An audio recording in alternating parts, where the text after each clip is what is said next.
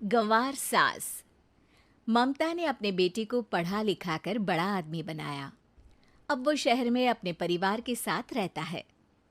एक दिन ममता का बेटा रोहन अपनी पत्नी आलिया से कहता है, अरे आलिया, सुनो, माँ अब से गांव में नहीं रहेगी।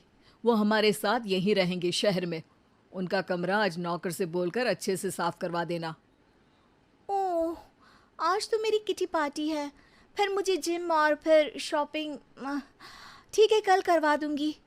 अ, अच्छा, लेकिन माँ के सामने ये कपड़े नहीं चलेंगे। हाँ, तुम्हें साड़ी या सूट पहनना होगा। अरे बिल्कुल भी नहीं। मेरे मम्मी पापा ने इतना पैसा लगाकर शादी इसलिए नहीं की थी कि मैं अपनी मर्जी के कपड़े पहन ओढ़ भी ना सकूं। अरे चलो, गुस्सा मत हो, लेकिन कुछ दिन तो माँ की खुशी के लिए कर सकती हो ना। लेकिन आलिया मानती नहीं। माँ आती है सिंपल सी साड़ी, झोला और चप्पल पहनकर। अरे रोहन, मैं इनके साथ कैसे रहूंगी? मेरी फ्रेंड्स क्या कहेंगी? ये तो पूरी गंवार लग रही है। आलिया, माँ गांव में रहती थी इसलिए ऐसी हैं। तुम आज ही माँ के साथ जाकर उनकी पसंद की शॉपिंग करवा देना। इनके साथ घर के अंदर रहना मुश्किल है, बाहर तो मैं कभी भी ना जाऊं। रोहन को आलिया पर गुस्सा आ जाता है। माँ, ओ माँ। हाँ बेटा।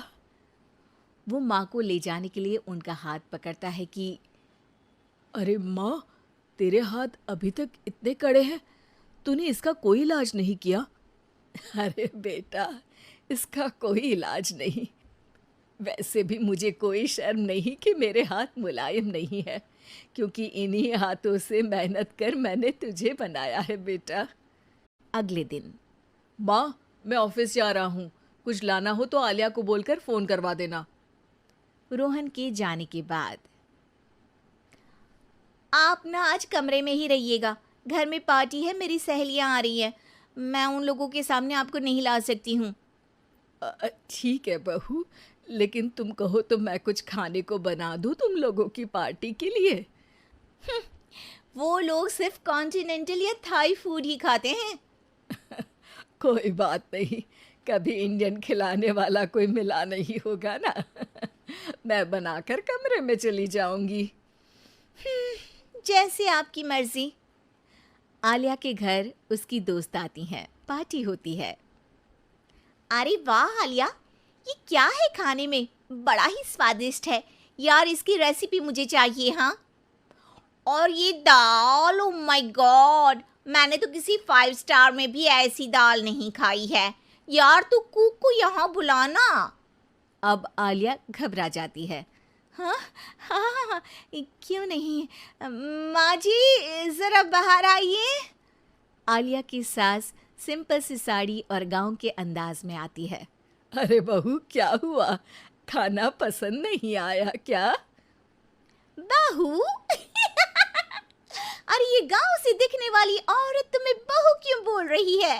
कौन है ये? वो हमारी नई नौकरानी है। सास बहू की बात सुनकर बहुत दुखी हो जाती है। वो सर झुकाकर जा ही रही होती है कि एक सहेली बोल पड़ती है। अरे कहाँ जा रही हैं माँ जी? वो उठकर उनके पैर छूती है। जीती रहो बेटा। क्या है ना, आपकी शक्ल बिल्कुल मेरी माँ जैसी है। पता है आलिया, मैं शहर पढ़ने आई और फिर शहरी हो गई, लेकिन मेरे माँ पापा तो आज भी गांव में रहते हैं, बिल्कुल इनके जैसे ही हैं।